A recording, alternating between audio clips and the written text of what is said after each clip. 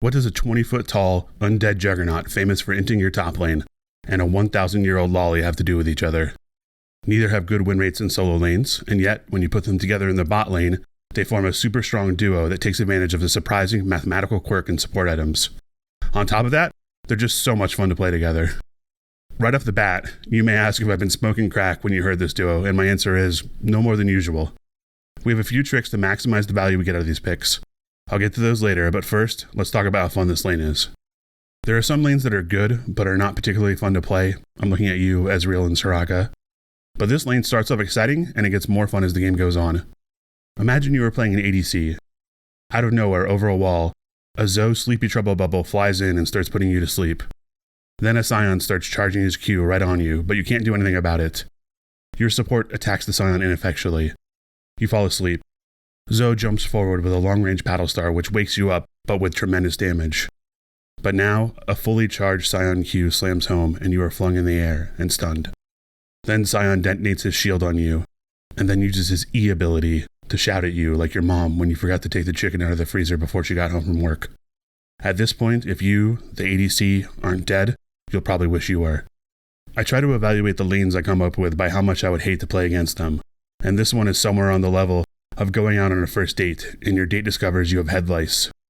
Those are the kind of dreams I usually wake up from with a cold sweat, but the last few weeks I've been seeing a Sion charge against Q while I snooze helplessly. On top of being obscenely fun, we also have a really strong build that powers up both players in the duo. We start off with double support items. Since my last video, Riot has patched this, but don't worry, we still make it work in our favor. Zoe gets Spell Thief's Edge. And the reason she does this is because she can curve her paddle stars forward, like James McAvoy when he inexplicably chose not to shoot Angelina Jolie.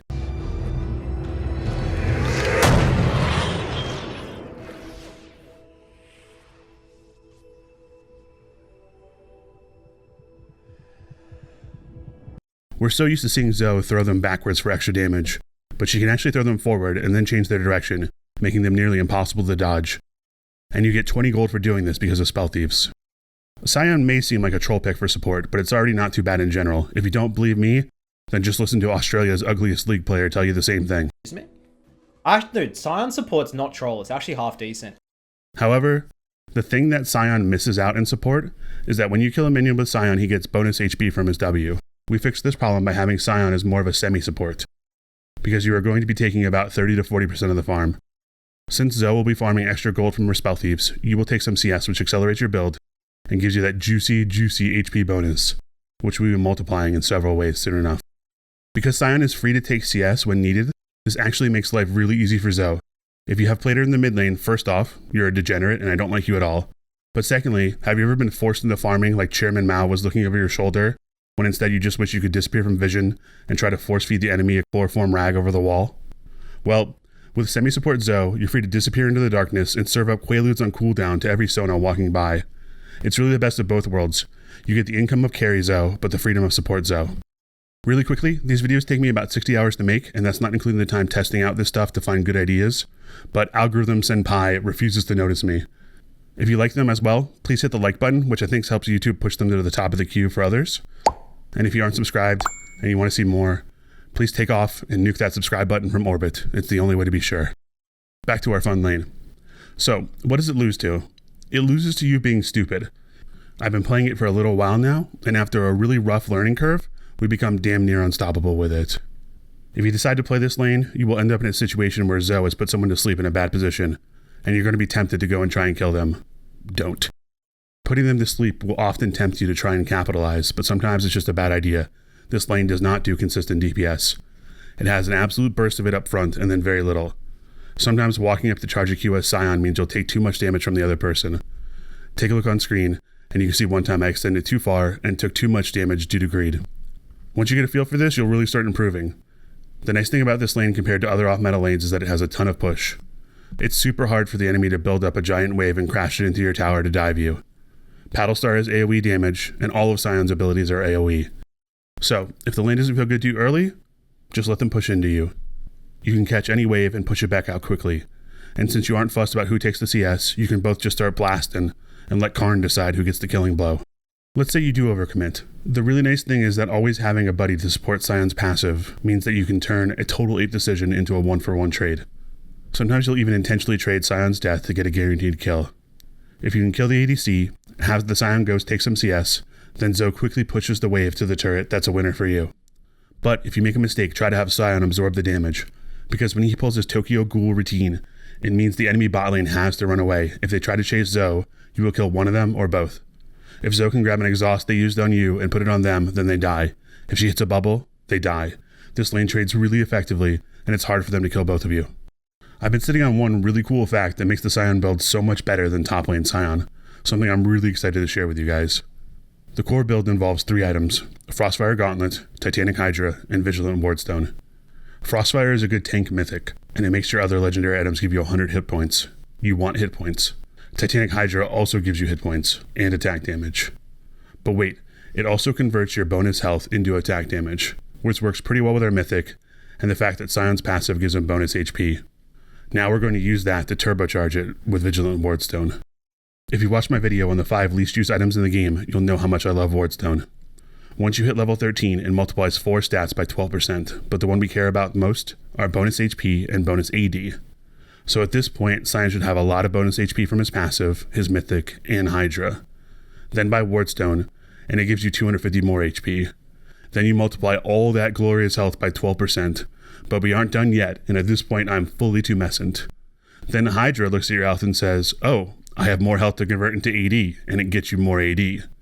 Then the Wardstone sees your extra AD and says, oh, I need to give you a percent of this extra AD back, so you get more AD. When I realized this, I started cackling like a mad scientist. Around this point, you realize that now Scion has nearly 4,000 hit points, 250 attack damage, 40 ability haste, and tank resists. There's no way for anyone but semi-support Scion to get these kind of stats for the extremely small amount of money you spent on them. I was thinking about what kind of skin would go best with this combo, and I'd like to take a small moment to talk to Riot Games briefly here. I think it's a shame there's no Vice Scion skin. Can you just imagine Scion in a 20-foot-tall linen suit, and when Demacia Vice Garen rolls up to arrest him on the docks, he snorts a line of cocaine and says he's the ambassador of Finland, and he can't be arrested because he has diplomatic immunity. Well played, yee. Make it happen, Riot. You could also use Cyberpop Zoe with this combo, and it'd be really fly. Also, I just realized that Demacia would be like super anti-drug use. They're definitely the Singapore of Runeterra. Can you imagine Ivern rolling up like the 2-cent Tom Bombadil he is, and being immediately eyed up by their DEA? I know I've been annoying the hell out of some of you with the way I pronounce Zoe's name. First off, if you're the kind of person who got upset that Disney changed what is considered canon in the Star Wars universe when they bought Lucasfilm, please don't let giant corporations worth billions of dollars decide how you imagine things in your mind. But secondly, I wanted to at least give you an explanation of why I call her Zoe. I owe you that much. This is a professional baseball player. Humor me and say his name out loud, please. If you looked at his name and you call this man Hunter Renfroe, I salute you. You're wrong, but at least you're consistent. If you said Hunter Renfro, then you got it right. If Riot wanted Zoe to have 2 syllables, they could have spelt her name 2 ways. The first one is obviously Zoe. If the second one confuses you or makes you think of a heavy metal band, that's understandable. But what it actually means is that a word with 2 vowels next to each other are pronounced as different syllables. You won't see it too much in American English except in magazines that like to sniff their own farts like The New Yorker. And while I've clearly inhaled too much of my own fragrant air, this is the hill I'm willing to die on. Zoe Renfroe is spelt a totally different way than Zoe Renfro. And if Riot wanted to make it clear, they could have used an umlaut. But I guess Riot is too afraid of using special characters with their champions, which doesn't explain why Zoe is such a special character. So I hope I've convinced you that Scion and Zoe, or Zoe, I don't care anymore, I've got all the Lang rage out of me. But I hope I've convinced you that they're fun to play and strong. Here's how you do it. Like most off-meta lanes, the level 1 isn't very good, but sometimes you can get a Sleepy Trouble bubble into a fully charged Q, and that is fun. You won't always get a kill, but taking 60% of the ADC's health level 1 is strong. Level 2, Scion has a shield now, and Zoe has her Paddle Star, and you can start being really annoying. You can pretty easily get kills once you hit level 3. If you get a good Sleepy Trouble bubble into a charged Q, don't overforce things. If you get a sleep on one of them, but they aren't in a good position, don't force yourself into a fight. You are a burst lane, so you don't get drawn into long fights where the ADC can free fire on you as they kite Scion around. If Zoe hits a bubble and she can't follow up with a Paddle Star, then one neat trick is to use Scion's E ability, Stern Shout from Mom, to hurl the minion onto a sleeping target, proc the bonus damage for free without committing. Another really cool trick is when Zoe is far away from Sion, you can use his E to throw a minion towards her, and when it dies, she'll get the proc from the support item passive. If your enemies make no mistakes in the first 5 levels, which is unlikely, and you have no kill opportunities present themselves, that's fine. Just take your CS, harass them, and wait for the jungler since you have amazing gank assist. Once you hit 6, you can kill almost any enemy you hit with sleep. On screen, you'll see we easily destroy the Seraphine, but once the Paddlestar misses on Vayne while she still has her ult up, we just walk away from her because she can probably trade a kill if we just sit and fight.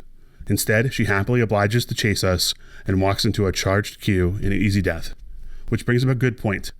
The way you space this lane is important. Sion should pop into the bushes enough that people you are laning against want to stand on the river side of the lane. This is really good because Zoe then stands on riverside, and it means they only have half the lane to dodge her sleepy trouble bubbles when she gets out of vision to throw them over the walls. During laning phase, these fights are even better for Zoe than when she's played as a mid laner, because there are more summoner spells to steal, which increases her overall power. One thing to remember is that both of our champions we feature have less than a 50% win rate on their solo lanes, but together they are more than the sum of their parts. If you look at the data for Zoe and Sion, you can see that, first off, we are really influencing the win rate with this just with the games we play, but it's been very successful for the few people in the world who are doing it. Once you're out of laning phase, you don't have to stick together as much, but it's not a bad idea to be in the same place still. Zoe will sell her transform support item because she is nuking waves at this point. Sion will still take CS when no one is around. Remember, you can very easily walk over to raptors and kill all the small chickens with one charge Q to increase your HP from your passive. You can do this to enemy raptors or your own raptors when your jungler isn't looking. I'll steal all the little ones and leave the big one for him. It seems fair. For objectives, Zoe and Sion have really strong control, but you want to get to the objectives early and make people walk into you. Clear vision and let Sion control the bushes. Let Zoe throw bubbles at them as they try to walk through choke points. In this clip playing on screen, you can see that we wanted to take the dragon, so we got into their jungle early and took vision control. And because the enemy is so afraid of walking into our zone control, they dance around while our jungler solos the dragon. We even just leave the bubble on the ground for a long time to deny them one lane of entry. After we secure the dragon, I ult out of the immediate area to avoid CC and walk away. As the game goes on later, Zoe becomes the one-shot monster you know and hate from mid lane, but because her early game is much stronger with Sion protecting her and helping her get kills and free gold from the support item, she's usually even further ahead. Once Sion gets the 3-item combo we discussed earlier, he's as strong as a tank solo lane Sion because the item advantage we discussed earlier is so broken. The later the game goes, the more value you get out of your build because the wardstone keeps multiplying the stats your items add. In the clip playing, I have 5500 HP and 300 AD with full tank resists because wardstone is giving me almost 3000 gold of stats for an item I paid 1100 gold for. No tank support could come even close to this on this budget. Let's talk about runes. For Zoe, you take Aerie as your main keystone for easy poke, especially since you will be using short-range paddle stars to scoop up gold like this was Australia in the 1850s. For your build, go Luden's Tempest into Horizon Focus, then build either Rabadon's Deathcap or Zhonya's depending on how the game is progressing. For Sion, we tried a bunch of different keystones, but Guardian is the most solid in a duo lane. Glacial doesn't get procced enough, and getting stacks of Grasp is hard without taking a lot of damage. The most important thing is that you want the green tree for the secondary runes.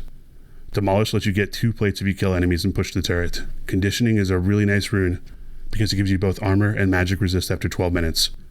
Since you are mostly stacking health, this really helps that go further. But if you feel you will be poked down way too much in the early lane, go Second Wind. For the bottom tree, go Overgrowth. This gives you an extra HP when minions die near you, and eventually it transforms and multiplies your max health by 3.5%. For someone stacking so much health, this is a great rune, and it works with both your Wardstone and your Hydra to give you even more health and attack damage.